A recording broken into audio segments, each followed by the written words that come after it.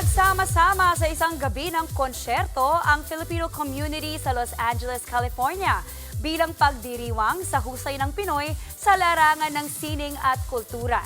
May frontline report si Jervy Wrightson.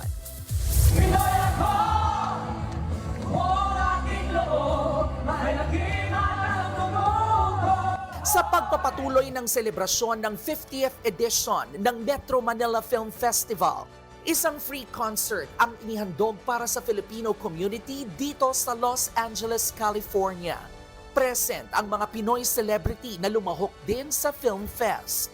Para sa kanila, higit sa pagpapalabas ng kanilang mga pelikula, mahalaga ang ganitong mga pagtitipon para mapanumbalik ang pagka-Pilipino ng ating mga kababayan, lalo na para sa mga matagal nang wala sa Pilipinas.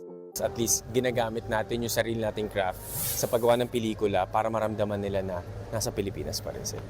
Napagsama-sama nila talaga yung mga Pilipino, pamilya kahit hindi mo kadugo, para ma-appreciate mo rin yung lahat ng talento ng bawat Pilipino.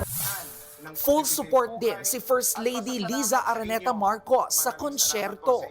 Well, ang pangarap ko, tulad po ng pangarap din ng ating unang ginang, Liza Araneta Marcos, na dalhin talaga yung mga talento natin, hindi lamang sa Pilipinas, kundi maipakita sa buong mundo.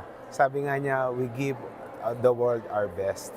Layunin ng Metro Manila Film Festival na sa mga gantong uri ng event ay mas mapalapit pa ang pelikulang Pilipino sa ating mga kababayan hindi lamang dito sa Amerika, kundi pati na rin sa buong mundo. Dasal nga nila na sana mas tumindi pa ang suporta ng ating mga kababayan sa ating mga magagandang pelikula. Mula po dito sa Los Angeles, California, ako po si Jervy Wrightson, News 5. Mga kapatid, ito po ang inyong K-Alaman Queen, Kalad Karen.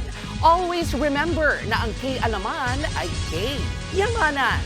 Kaya para sa latest showbiz news at dagdag impormasyon, mag-follow at mag-subscribe sa social media pages ng News 5. Okay?